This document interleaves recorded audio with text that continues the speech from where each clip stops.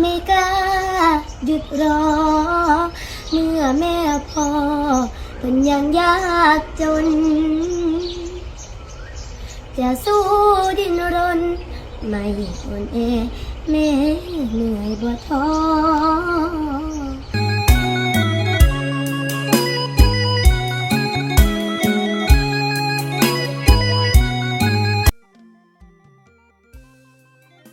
ครับสวัสดีแล้วก็ทักทาย FC เบิร์ดสุขุทุกคนเด้อครับซีทั้งของน้องธิดาน้ำเนอกครับแล้วก็ FC ทั้งช่องเบาโฮมสายดังเซ่เนาะครับทุกคน หลังจากที่เบาโฮมบ่ได้ลงคลิปเกี่ยวกับน้องธิดาเนาะครับ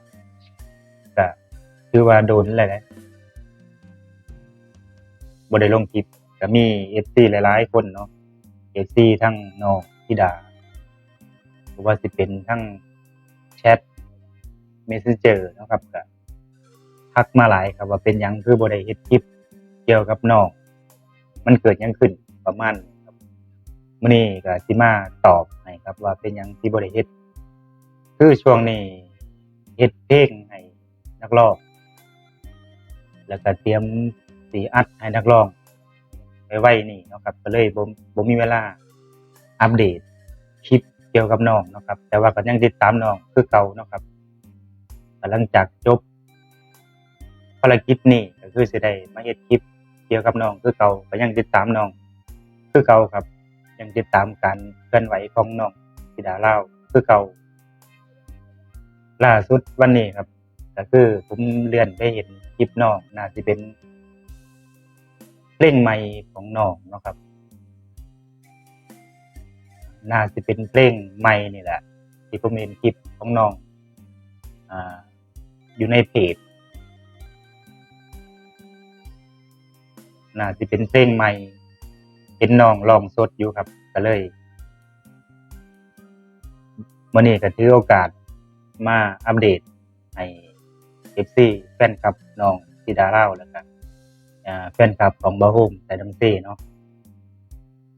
ก็จะถือโอกาสพูดถึง2ประเด็นเลยแล้วกันประเด็นแรกก็คือคำถาม FC หลายๆคนเนาะถามว่าเป็นหยังคือบ่ได้เฮ็ดคลิปเกี่ยวกับน้องในช่วงนี้สิมาตอบให้แล้วก็ถือโอกาสอัปเดตข่าวสารหรือว่าอัปเดตเกี่ยวกับน้องธิดาเลยเนาะก็สิเริ่มเฮ็ดคลิปเกี่ยวกับน้องธิดาคือเก่านะครับหลังจากจบงานของทางนี้เนาะครับสาเหตุที่บ่ได้เฮ็ดคลิปในช่วงหลังๆนี่ก็คือมันก็งานประจำมันก็ค่อนข้างเวลาบ่ค่อยพอครับพี่น้องครับล่าสุดก็มี3เพลงก่อนสงกรานต์ให้แล้วก่อนสงกรานต์เนาะครับก็คือเฮ็ดให้เหตุผลนี่แหละเฮ็ดให้บ่มีเวลาอัดคลิปบ่มีเวลาอัปเดตเกี่ยวกับน้องเนาะครับก็ยังติดตามน้องอยู่คือเก่าครับเบิ่งการเคลื่อนไหวเบิ่งน้องไปออกงานอยู่คือเก่าครับพี่น้องครับเดี๋ยวผมสิเอาคลิปเป็นบางช่วงบางตอนการเคลื่อนไหวของน้องน่าสิเป็นเพลงใหม่ของเพิ่นครับช่องเบาโฮมนี่ตอนนี้เนี่ยก็คือบ่ได้ลงคลิปนี่ก็โดนคือกันครับบ่ได้ลงเพลงแล้วก็บ่ได้ลงคลิปนี่ก็โดนคือกันครับเวลาบ่พอหลังจากจบ3เพลงนี่ก็คือสิได้วางแหละสิได้มาอัปเดตให้พี่ให้น้อง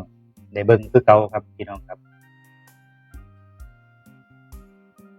ที่เห็นข่าวๆที่น้องขึ้นมาเป็นเพลงใหม่นี่นะก็ถือว่าสุดยอดคือกันเด้ครับเพลงนี้น่าสิเป็นเพลงเกี่ยวกับสู่เนาะเกี่ยวกับสู่เพื่อฝันประมาณนี้แหละเดี๋ยวจะให้ FC สุขุทุกคนเนาะเดี๋ยวไปเบิ่งคลิปน้องนำกันว่าเป็นแนวใดก็คือเก่าครับผมยังคือเก่ายังติดตามน้องคือเก่าเด้อครับเด้อยังเป็นกำลังใจให้น้องคือเก่าติดตามการเคลื่อนไหวของเพิ่นการไปออกงานก็มีผลงานใหม่ๆยังติดตามอยู่คือเก่าครับแต่ว่าเพียงแต่บ่ได้เฮ็ดคลิปบ่มีเวลาเฮ็ดคลิปลงให้ FC ได้เบิ่งเนาะครับ เดี๋ยวไปเบิ่งคลิปนำกันครับ เพลงที่หนูไปอัดใหม่มา ไม่กล้าหยุดรอ เมื่อแม่พ่อเป็นยังยากจน จะสู้ดิ้นรนไม่อ่อนแอแม่เหนื่อยบ่ท้อถึงไกลแค่ไหนหนทางพร้อมสิย่างต่อ จะไม่หยุดอ้อนวอนขอให้โชคชะตาเห็นใจ จะท่องเอาไว้ ไม่นอนตื่นสายไม่อายทำกิน เป็นศิลปินเต้นกินรำกิน ใครบ้างเห็นใจ หันมองข้างหลังจึงรู้ว่าท้อบ่ได้เพื่อพ่อเพื่อแม่บ่อาจถึงใครจะมองไม่ดีวิตาไม่เก็บเด็ก แรงมากเลย ขออนุญา น้ำตาไหล ต ด้วย สู้ให้สุดแรงฝัน เหนื่อยกายช่างมันแต่ทุกวันนั้นต้องเต็มที่ เพื่อมีความรักจากพ่อแม่สิทางฝันคงไปได้ดี แต่FC ตอนนี้ไหน จะไม่ทอดใจ แม้เส้นชัยอยู่ไกลเกินหวัง จะสู้ทุกทางกัดฟันทนมุ่งหน้าต่อไป จะเปล่งเสียงร้อง ให้กองกล่อมแฟนทั่วไป เพื่อมี FC เห็นใจ ให้ที่ยืนในหัวใจแฟน สวดเพราะมาก เพราะมาก ป้ายสมิงได้เป็นพ่ออื่นงานวะ ซ้ำนี่แหละมันบอ เดี๋ยว ไป ไปกันเถอะ บอแล้วเขาก็ไปกัน นั่นแหละครับ FC สุขุสุคนก็สิประมาณนี้ครับก็คือเก่าครับ ฝากเป็นกำลังใจให้น้องนํครับ ฝากเป็นกำลังใจให้น้องธิดานํครับ คือเก่าครับ ยังติดตามน้องอยู่คือเก่าอันนี้คือสิเป็นเพลงใหม่เนาะครับ อันนี้คือสิเป็นเพลงใหม่ของเพิ่นก็เชียร์น้องคือเก่าครับก็ตั้งแต่ผมเกริ่นไว้แรกๆแต่ในช่วงน้องเกิดตัวเพลงออกฝันคำผูกเนาะครับก็จนดังมาถึงปัจจุบันนี้เนาะครับก็คือผมเว้าไว้ที่แรกนะว่า เด็กคนนี้เนี่ย อนาคตไกลคือน้องคนนี้นี่อนาคตไกลแม่นจนมาถึงวันนี้นี่กระแสก็ยังอยู่คือเก่านะครับกระแสก็ยังบ่ได้ลงอยู่คือเก่าก็มีงานเข้ามาเรื่อยๆทั้งบ้านฮักศรีวิไลหรือว่าอาจารย์ครูศรีวิไลเนาะเป็นผู้ปั้นน้องธิดาลาวเนาะครับขอให้ปังๆเนาะครับ